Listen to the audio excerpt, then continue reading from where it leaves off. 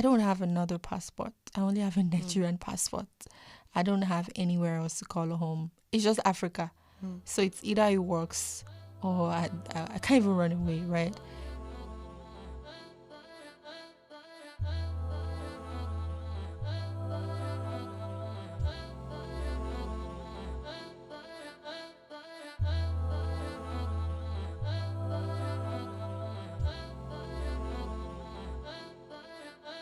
Salam, hello, and welcome back to SOAS. Okay, this is a podcast where we learn, demystify life in Africa and African lives. Today, I have an amazing guest on today. Like, honestly, I've been following her, I've been a fan. Every time I check your status, you're doing something amazing. The other day, I checked your status and you're having dinner with Prince Charles or King Charles.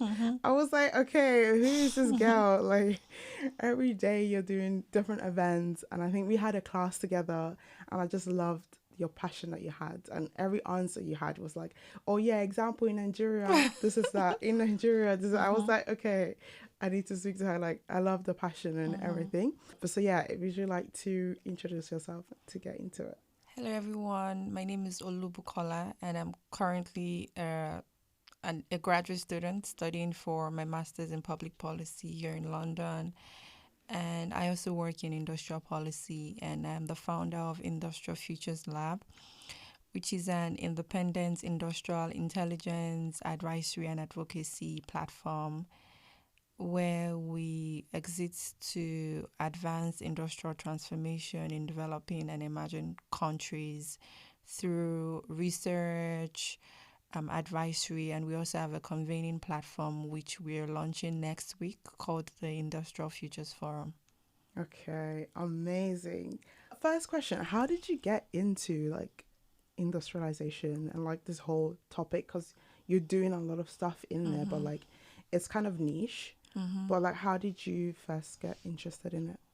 Okay, so I basically started working in trade policy. I worked in Nigeria for City Chamber of Commerce in Lagos in Nigeria, where I was the director for government affairs. And in this role, I was working closely with cross-border traders, and I was doing a lot of advocacy, liaising with governments, private sector investors, and multilaterals, just basically to advance cross-border trade.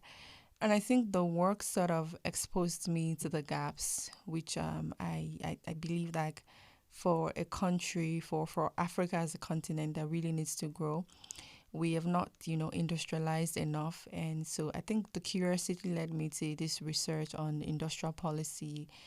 And I think it's basically driven from a broader interest in structural transformation, have some regions successfully industrialized while Africa is still dependent on primary commodities. And I think I was also struck by the persistence of low manufacturing growth despite decades of policy efforts. Africa as a continent has put in a lot of effort from import substitution in the post-independence period to structural adjustment reforms. And now we have a lot of industrialization strategies. We have the Agenda 2063, we have the AFCFTA. So I think it was just interesting for me that we are not lacking in policy ideas, but why have we not been able to successfully implement and get outcomes divergent to our significant expectations? So interesting. Okay, so like before we get into like the core topic, like what does industrialization mean? Like, I think industrialization is very simple. It basically refers to a structural transformation of the economy. And I think the most important metrics to consider if a country is industrialized is when manufacturing becomes a significant share of the GDP and employment. We have productivity increasing across sectors. And most importantly, when the economy shifts from raw materials and subsistence activities into high value production. And another thing is when it becomes integrated into global or regional value chains in a very competitive way. so you've said that Africa has currently got a low industrialization policy. So what is the, I guess, are you comparing it to another country? Like, what's the goal? Like, is there another country that has it better? Like, why another continent? I guess I can say. Yeah, so we have in Europe, for example, the European continent, the EU zone is very industrialized. We have countries like Singapore. We have China. Yeah, I think most importantly, like China is the most Yeah. very relatable one, considering their history and where they're coming from. If a lot of people that were born then, will tell us the story of China and how the significant transformation in China is something worth emulating. And also for Africa, we have exceptions, a few exceptions. We have Morocco, we have Ethiopia, we have Egypt, and we have South Africa. That's also doing a lot of stuff in industrialization. But most African economies remain commodity dependent, with very limited manufacturing bases. The continent still exports raw commodities, low value raw materials, and then it's unfortunate that we then import them into higher valued manufacturing goods. For of this episode, we want to talk about, like, is this why are we lagging in this industrialization policy? And you posed to me that, is it a technical like problem that we have, or is it more of like governmental problem? I guess we can start off like, why those two? Could it be something else? But then also go into why it could be, technical first.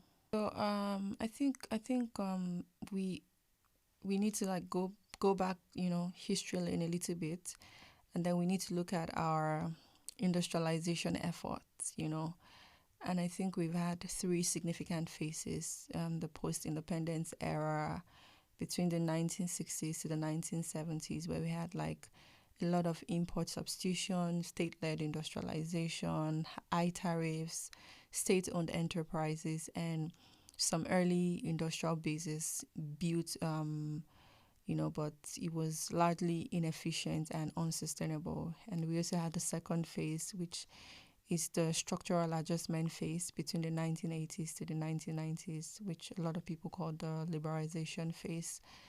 We had the IMF, the World Bank reforms, reduced states' role in industry, and then I think that was the wave where many local industries were collapsing under competition. And afterwards, we had, I think that's what is relatable to the present days, which is the 2000s present, which is the numerous reindustrialization attempts, from special economic zones, export-oriented strategies, regional integration, the African Continental Free Trade Agreement. And then we've also seen targeted success stories like Ethiopia with the textile industry, Morocco with the automotive industry, and Egypt. I think Egypt is very diversified. They have like a very diversified manufacturing base. So back to your question on, why we are here, and if it's a question of governance or technical capacity. So I think I don't think it is a single cause problem. I think it's an intersection of governance capacities and also the global economic structure. But from my recent research, I've been leaning more towards the fact that it's more of a governance thing, because when you say capacity, you're talking about technical capacity. We're talking about hands. Now I'm in the UK. I'm studying in the UK, and there are hundreds and thousands of people like me from Nigeria alone that are in the UK. We have these people in the US. We have these people scattered around Europe, and also we have them in other African countries. And, aside from Nigeria, there are also like intelligent, young, driven people, from other African countries spread across the UK, and likewise. And also, if you say it's a technology problem, I don't think there's any country or any continent that has the sole technology or the sole answers to all the questions in areas of technology. So I always argue that even if it's a technology problem, you can always import technology to solve your problems. So I think I've leaned more towards the fact that it's a governance issue, because it's talking about the abilities of these countries, of states, to design and consistently implement long-term industrial policy. We have series of policy inconsistency across political cycles, weak coordination across institutions. There's a lot of fragmentation. Take Nigeria for example. You see, under the same ministry, you could see this unit trying to work towards this one, and then the other unit trying to do something else. And sometimes it can even be something that jeopardizes the agenda of that unit. And another very important thing is rent seeking, especially in resource sectors. And I think that's a very important problem for Africa, especially in our critical minerals industry. We see what's going on in DR Congo, even in Nigeria and even in Zambia. We see what's going on in their critical mineral sector. And finally, I think the limited bureaucratic capacity to execute these complex industrial strategies. So, because while in the UK, I've been doing a lot of research. I recently did research on the Humber Industrial Cluster, which is one of the UK's largest industrial clusters, and it's currently leading. It currently has a decarbonization agenda. Humber Cluster Decarbonization Plan, something I can't remember the exact way it's put, but I think one thing stood out for me in the plan because the industrial cluster is hosting companies, different companies that are literally competitors. We have Phillips 66, which is a US based company. It's a US owned company rather. We have salt and chemicals. We have different refineries in the same industrial cluster, and the industrial cluster, they were able to come together and say, look, we're working towards decarbonization. And I think the first question that I asked while I was speaking to my contact person there was, how are you able to manage intellectual property? Because bringing competitors together on the same table, they have no incentive to collaborate. They are competitors. Everyone is supposed to be fighting for their individual business agenda. So, and I was able to, after a lot of research and a lot of conversations with people who are also part of the industrial cluster, I think my major takeaway from it was just the governance architecture. And I think that was, that sort of buttressed my hypothesis or whatever I've been thinking about the African continent. Because if you say the industrial cluster has a lot of proximity, I was speaking to people and people were like, this cluster has proximity to the port, they're doing refineries, they're doing X, Y, Z. I'm like, having proximity to the port is not a unique British advantage. It's something that we also have ports in Lagos. There are ports in Ghana. Other African countries also have ports. So this is not something that we cannot do, or it's not something that we cannot replicate. So I think that sort of solidified my convictions that it is a governance problem, because in addressing that issue, they adopted, there's something called the triple helix model. The triple helix model is the collaboration between the academia, the private sector, that's the industry, and the government, saying, okay, look, we're coming together. Your strength is in research, the academia. Government, the strength to be maybe policy, creating a conducive policy space, infrastructure, government infrastructure. And then for the industry or the private sector, it might be coordinating within yourselves, it might be finance. So they were able to identify each other's strengths, these three important components, and they were able to come together, and now they're working earnestly towards the decarbonization agenda. So much you can tell that you've done a lot of learning on this and you're passionate about it, which I love, which is so good, because especially for I guess the new generations of we're coming up and we're doing research into this and we're trying to find out, okay, how do we develop, I guess, the continent. One question that I had is that when you talk about it and you say it's the governmental problem, are we taking away from the history of the African continent? Because you can't talk about the resource problem that we have and the governmental problem that we have without also mentioning capitalism and the history that we have on a lot of our resources is governed and the authorities over them. The exterior power over it is so heavy. And so, when you mention that it's a governmental problem, could someone argue that actually it might not even be that? It's actually more than that, because we just don't have the capacity to for the governmental bodies to make their own ruling, to make their own industrial policies. Okay, so you're talking about external factors. Yeah. Oh yeah, I think that's also a very valid take. It's a very valid angle, especially now. I think this we are in very critical times when it comes to the global political economy, because there's a lot of disruption and there's a lot of unprecedented happenings. So I think that's a very important factor. But personally, like when I talk to people, I always say that I think as much as the external factors are there, I think for Africa we really need to just move on from blaming. Yeah, because Yeah. it does always feel like it's a them versus us Yeah. kind of Yeah. argument. But like, I think we need to move on, because okay, I'll give you an example. There is there's this region, the ASEAN region, that has Singapore, it has Malaysia, it has the Philippines. It's Southeastern Asian countries coming together. And when you look at this region, the Southeastern region, there is a lot of when it comes to development, the some countries are more developed than the others. Singapore is obviously more developed than Malaysia, in that context. But I think one thing that they were able to do is that they were able to come together and form a unified front. And so because of that, they came together as a regional bloc. They were unified. And when it comes to issues of political economy, economics, trade and stuff, they are able to negotiate together as a bloc against like these external factors. And it has really helped them because they were able to negotiate a trade agreement, which is the RCEP, the Regional Comprehensive Economic Partnership or something. I've forgotten the exact word.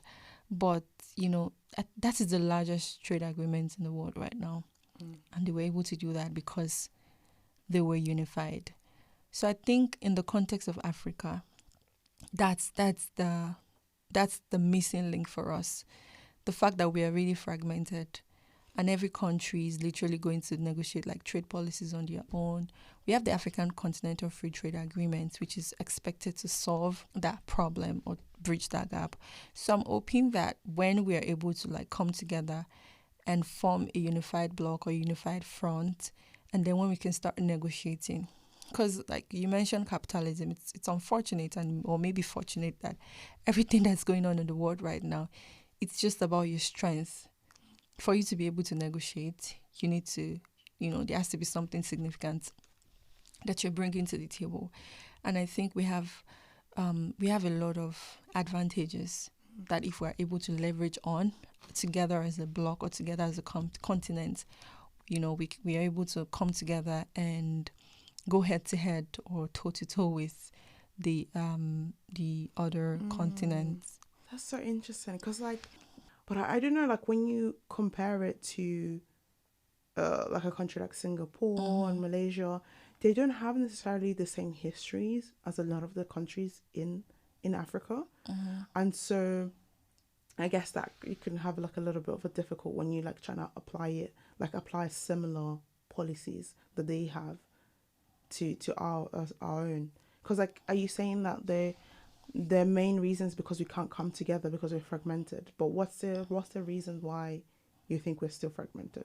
Okay, yeah. So I think we are the importance or the point I was trying to drive at is the fact that yes, I'm not trying to underestimate or say like these problems are not existing or that we do not have like external interference or like the global north is not doing a lot, But what I was trying to say is that as much as we realize that these problems are existing, how can we solve this problem? And I gave the example of the ASEAN region, the Regional Comprehensive Economic Partnership, which I said is the largest free trade agreement in the world. I think it's covering about 15 Asian Pacific countries and 10 ASEAN countries like China, Japan, South Korea, Australia, New Zealand. I gave an example of that because these countries, like, they are countries that are very underdeveloped compared to the others. You cannot compare the development in Thailand or the development in Vietnam to the development in Singapore or the development in China. And you cannot compare the one for Indonesia, Cambodia, Malaysia. You can't compare. There's a lot of disparities when you look at the realities, economic realities of these countries, right? But imagine a Malaysia was going to fight against an America on its own, or a Thailand going head to head with a global power on its own. They can't achieve anything significant. But because the region understood that, okay, some countries are more powerful than the other, you cannot compare the reality of China, Singapore compared to the realities of other member states. So the agreements, so that's your question on talking about China, Singapore to an African country. So as much as we are not like even, with this region, comparing our own realities or the realities of the continent, we also have some countries that have done significantly well in the areas of industrialization. Like I mentioned, Egypt. I mentioned Ethiopia in the textile industry. I also mentioned Morocco in the automotive industry. So we can talk about this as much as we talk about it. But the most important thing when it comes to the political economy, I think, is still about agency, and it's also still about negotiation. And how do you have agency? You have agency by first of all strengthening your own internal capacity and say, okay, this is what I want to do, and then you're able to maintain your ground. But how do you maintain your ground? You don't maintain your ground by fragmentation. You maintain your ground by looking at your brothers and saying that, okay, we have the same realities. I have lithium, you have gold, you have crude oil, you have agriculture. What can we do with this? So you're saying that the current state that we have now, look, I must assume, I can't tell you exact one, but there are industrial policies that unite a lot of, not all, maybe African countries, but some. So you're saying that currently it's not working. So for example, there's ECOWAS, industrial policies, trading policies. Yeah, trading policies. Yeah, so there are currently, but why do you think they're not working, or are they? What's the current state? Okay. At the ECOWAS level, we have the ECOWAS Trade Liberalization Scheme. It's basically an agreement between regional economic blocs. The ECOWAS states saying, okay, we want to trade freely within ourselves, XYZ commodities, as long as they are produced within the ECOWAS territory. So back to your question, you wonder how come these policies are not really functioning now. How come a lot of people, in when I say you used to work actively in the trade space, I would talk to some people. Oh, you're trading in tomatoes. Do you know about the ECOWAS trade liberalization scheme? People will tell you, I don't know about it. Okay. And then you see people still exporting and they're still paying tariffs. Problems that little documentations could have solved. So that's why in my earlier opening remark, I said, like, the problem is not the absence of these policies. The problem is how are we coordinating, how are we implementing these policies, how are these policies? Because you can have, like, as much as Africa is not lacking policies. When we have conversations, you'll be surprised that there's a policy, there's a decree that is supposed to solve this problem when you make your research. But the problem is the implementation. And that's why I said, like, majority of our problems, it's not a technical problem, it's not a capacity problem. I believe it's a governance problem. Rent-seeking, corruption, fragmentation, and then, basically lack of coordination between those that are supposed to make these policies, that are supposed to execute these policies. Why do you think that is? What's your opinion on why still now, 2026, you can speak to someone that lives in an ECOWAS community about something that they are working in, like they're trading tomatoes. Why do they not know about the legislations that's in their realm? Like, why is there such a lack of coordination? So another thing, like, when I talk like this, I say, like, as much as we have leadership, there's also leadership is not, it's multifaceted, or it's like a two-way thing. We have leadership, we also have citizenship or citizenry. So I think most times, like, let's take Nigeria for context. There's a lot of political apathy in Nigeria, although like it's gradually becoming to change. But I always tell people that as much as you have leaders, as much as you have these policies, it's also a duty of a citizen to actually research and see, as a citizen, what are my rights? What are my obligations? Okay. So when you're not aware of your rights, it's okay. Let me give you an example. Think about last year, I was doing some evaluation work at the border, and then we're talking to these traders, and they were saying, oh, this policy is not there, it's not working. I still paid XYZ to bring in my pineapples. And she actually showed me the papers that this was what she paid to bring in our pineapples under the ECOWAS trade liberalization scheme. So long as the pineapples were coming from Benin Republic and it was certified that it was produced in Benin Republic, you have your certificate of origin, you have your other documentation. It's duty exempt. You're not supposed to pay duty for that. But she was paying because she was not aware. And you would also say, okay, the officer in charge or the officer at the duty post was also supposed to educate her, tell her that this is what you're supposed to do, right? But because people, people just, which is quite understandable, people have just shut their minds, okay, this is not working, there's no provision for this to me, and so they are comfortable with paying, I just want my goods to go. But if a lot of people also put in that effort, especially those doing businesses, like that's usually my message to cross-border traders, like, I understand like you're frustrated by the landscape, but for this to change, it also requires active participation from you. So what did you think they did differently, like from this Asian that you mentioned, the trade, compared to what they are doing differently in ECOWAS? Like what? Because I know generally citizens, when you tell them do research, check, read, X, Y, and Z, do all of this, is a lot of work for them. And they just want to get their goods, like you mentioned. So what's the difference? How come when the same trade policies applied in African systems, ECOWAS system, it doesn't seem to work? When you said it's oftentimes is often also on citizens, but surely we have the same citizens. Do they have two brains? Like, what's going on? Please. Because they don't have two heads. Okay, honestly, like, this is a very controversial question because I have a very controversial take on this. Okay. But I'm going to say it regardless. I think, okay, let me give you an example. We went to, where did we go to? Okay, yeah, even in SOAS, when you go to the bathroom, you see that there are sanitary pads in the bathroom, there are tampons for you to take to use, right? So I remember last week we went for a conference in Brighton, and in the bathroom in Brighton, we also got sanitary pads in the bathroom. My friend was talking to me, and then she was like, do you think this would work in Nigeria? Or do you think it's because of the culture here, the culture of trust? So they're just able to like leave your sanitary pads here. Like, do you think maybe if it was in Nigeria, do you think like they'll take all of them? And then I was like, I started thinking like, this is a very important question. This is a very important context.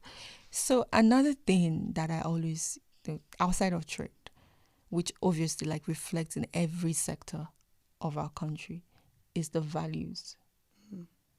The values is very, very important. When you go to Singapore, I did a little bit of readings and research on the low crime rates in Singapore and Japan. And then I just said everything, just boils down to a values problem. Because I can't remember if it's in Singapore, if it's in Japan. There's something that everyone has like some sort of kin. You have like, you belong to a kin group. And then if you commit a crime or you do something disgraceful, everyone will just distance themselves away from you. You become ostracized from that, from whatever group or your circle that you belong to. So that also, in one way or the other, it translates into the governance. Civil servants are doing their work the way they're supposed to do it. citizens are doing their work to the way they're supposed to do it.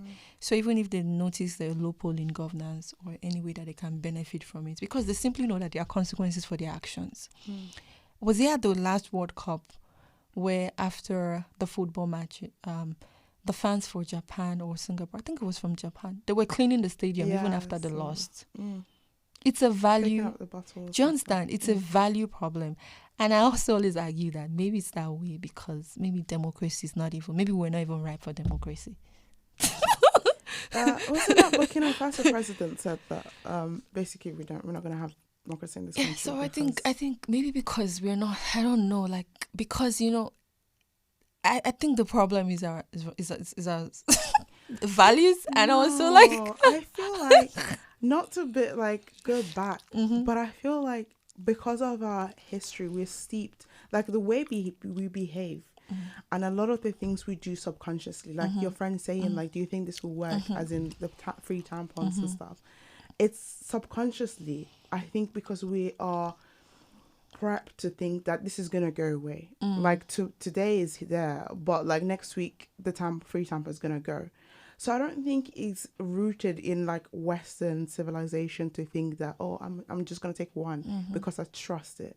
It's because of the prolonged situation, like rootedness and like procedures that they do. What about people that are very healthy and that are very wealthy and they still keep stealing, and people that, you know, in Africa you see stories of people stacking cash in soccerways in a whole room on the ceiling. Yeah. I don't know. I feel like I don't, like you said, I want to be like, okay, let's get over it. But I think every single thing, like currently, it's being done purposely to like undervalue us. And so even when someone's stashing and hoarding, like even hoarding mentality is such a thing that's been like forced upon us. And like, I don't know, and maybe if we take into account how we think, how we ration, then surely the policies should be made to cater to the way we think and the way we ration, rather than being done in the way we don't think. Like you said, the issue is not the fact that there's not enough policies. The policies are there, but the lack of coordination is an issue.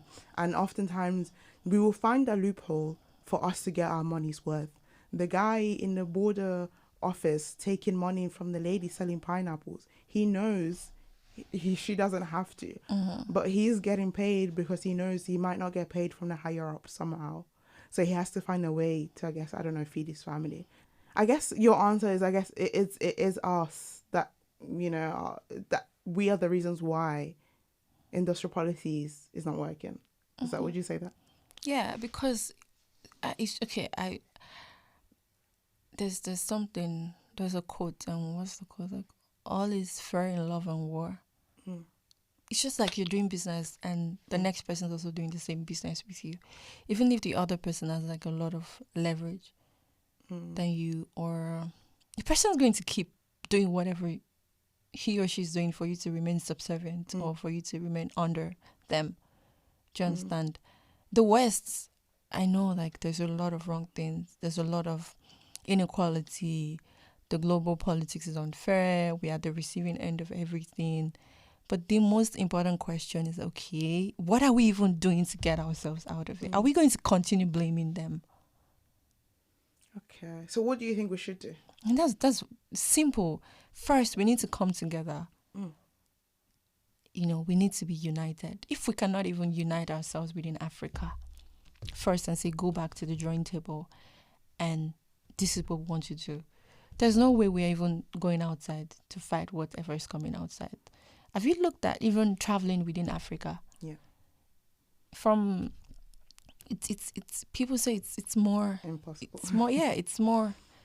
It's more expensive to even travel within Africa than for you to even say, okay, for someone that has an EU passport, you go everywhere you want to go to, you know, without any stress, without any hassle. But me that I have a Nigerian passport, you have to think twice Yeah. before you say you want to embark on. And other people will say, oh, it's still neocolonialism, it's still the white people, it's still the global north that's still keeping us entrapped because they want to maintain. I understand. I'm not saying these things are not valid, and I'm not saying that the external factor is not as at play, but it's just like being a slave owner.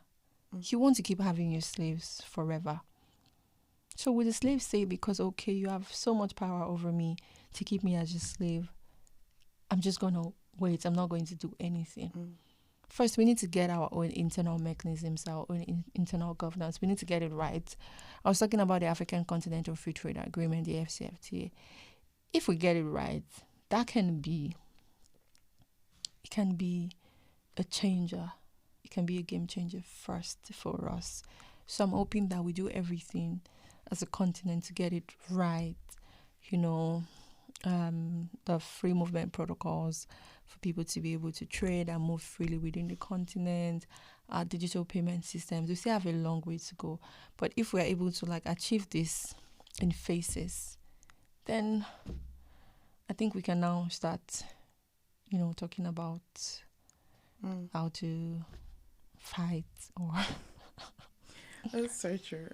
Okay, so you mentioned you're working on your own business. Yeah, Can you talk to us about that? Okay, so it's basically it's not a business, it's a social entrepreneurship.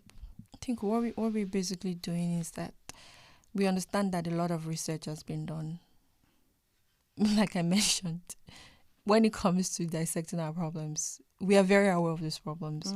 We have policies. We've been talking about We don't this. know. It's not like we don't know. We Yeah, know our we problems. know. So there's a lot of research already, talking about our problems. So what we're trying to do is we're trying to have a convening of emerging leaders, fresh and new ideas. So everything, the whole organization is driven by young people who have at some point worked in Africa or working in Asia, working these developing economies in whatever capacity. So you are aware of the realities of the continent or of your individual country. And then designing solutions. So when our research is not from the angle or from the point of researching the problems. Our researching solutions and trying to test run them in whatever capacity, and also offering advisory services by policy briefs, consultations to governments, institutions that we believe that can help us or be our partners in driving or implementing this change. So we're leveraging on the already existing knowledge. We've had millions of research over the past decades, centuries. So, but we are coming together as young people that are also aware of these realities with our newfound knowledge, our newfound exposure. How can we research solutions to these problems?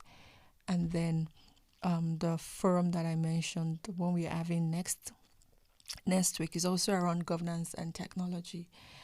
And we have our keynote speaker is a chairperson of one of UK's largest industrial clusters. We have a professor of development economics who has also worked almost all of his career in industrial policy. We have someone from the Nigerian Economic Summit Group. We have someone also who has worked on climate, who works with the European Bank for Reconstruction and Development, just to bring the finance angle. So everyone, on this panel is basically the best you can get in this field. And then we also have young people, professionals, researchers in whatever capacity coming together to say, okay, let's talk about this. What is the way forward? But do you feel we have these conversations and you said we already know this problem.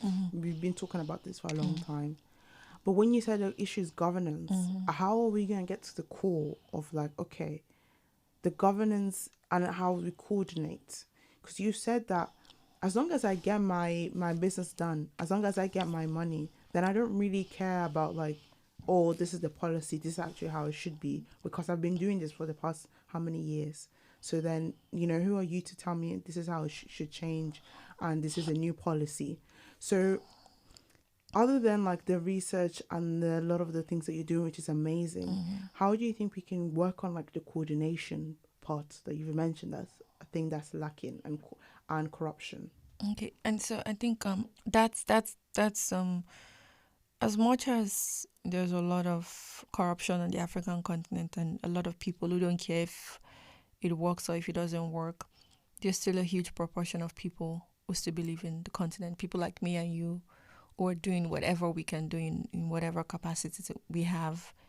Surprisingly, we also speak to a lot of people who are at the helm of affairs, who are holding key and sensitive positions, who genuinely want to collaborate, who genuinely want to learn and, effect change in their capacity. So, like I mentioned, it's a convergence of young people who are also passionate about change. And I always tell people that when you're having conversations about effecting change, I think the mistake that a lot of people make, or the mistake that we make, is that we just want it to be central, right, straight from the top. I always say, like, it has to start from your own little community or your own little constituency. Working in trade, I think my goal then was just to make sure that whatever I was advocating for was directly affecting my own constituency, my community. And if I'm able to change the lives of 100 to 200 traders in my community, I think I've done something. Even if I don't do any other thing again in my life, I think I've done something. This 100 and 200 or 200 traders that you're able to give capacity, you're able to give them knowledge, you're able to give them access to finance, you're able to make them independent. How many households that's going to change? So imagine I'm doing that for my community, and I'm working aggressively with whatever local government, the federal government, influencing policies, trying my best to make sure that, okay, this place that I'm in control of, I'm making things work. And you also go back to where you're coming from and you make it work in where you're coming from. Gradually we are able to do something tangible. So I think one major focus or one major thing that we're also about is like, impact or change does not have to be just about numbers. So I was able to do this for 100 million XYZ people. And I think that obsession is something that actually, makes us not get the work done. Yeah. It can just be 100 people. It can be 200 people, but quality change, quality impact that can stand the test of time. That's transgenerational. That this one person that you are impacting very well to stand on his or her feet is able to also impact other people. And then this in Nigeria, the federal government is doing something around empowering the local government, giving them direct allocations. Imagine this local government alone is saying that I want to have an agro-industrial zone where my farmers can process. We're giving them automated irrigation systems, we're giving them storage facilities, we're giving them food processors. You can come and process whatever you're producing at XYZ cost. There's also like a facility for branding. If you want to put your logos, if you want to do your flyers, you want to brand. There's also a collaboration with NAFDAC to get certification. There's another one with SON, with NEPC. Just, a local government doing that. That is indirectly or directly even contributing to the industry of that state. And then we have a replication of that in another local government. Little by little, bit by bit, we're able to do whatever we are able to do. So that's the whole philosophy. Yeah, that's amazing. I'm really looking forward to Thank you. to it. Do you have a website for the social? Like, how can people like engage? Yes, I'm going to share that with you. I'm going to share that with you. Yeah. Perfect. I know, just to counter that, not counter, but we've spoken about like starting in the community. But what's your opinion of like the African Union? I guess like that's a really like higher and then lower. What's your general opinion of African Union on their role and their participation? What's their current, I guess, state in your mind? Because I want to know, like, what's your opinion? Oh my God. What do you think about them? I think the African Union, I think the African Union is doing what it knows best how to do, and I also think more can be done. Mm-hmm. And that's another reason why we're building what we're building, to actually engage with people that we're supposed to engage with, to engage with the right organizations, the right platforms like the African Union. And I think for me, I've spent the past 6 to 7 years of my professional journey complaining, calling people out, saying, no, you're not doing what you're not supposed to do. You're not doing this is what you're supposed to do. So, but I think I'm just approaching it right now from the angle like, I don't have another passport. I only have a Nigerian passport. I don't have anywhere else to call home. It's just Africa. So it's either it works or I can't even run away, right? So I think now I'm just approaching everything from a solution-driven perspective. I know it's not as easy as it sounds. It can be very, very difficult. But we need to do difficult things. We need to have the difficult conversations. We have a lot of ideas. I have a lot of ideas. My partners also have a lot of ideas. So we're trying to see how can we bring these ideas together. The African Union is definitely one of the platforms that we're going to engage, because I actually believe that there's a lot more that needs to be done. And I think there's just a lot of gaps that we need to bridge when it comes to the African Union. There's a lot of gaps that we need to bridge. So we're going to come up with the solutions, approach them, see how we can test run them. Hopefully we get the ears of those that we're supposed to get the ears of. But when it comes to the African Union, it's a very... Next question. Yes. That's amazing. I think just to like round it up, unless you have any questions, one thing I always say is like, okay, what's the action point? Because we like to talk, but what's the action? So for the listener, that's from the diaspora or in the continent, anywhere, what is, I guess, one thing that you would like them to take away after listening to us speak today? I think everyone should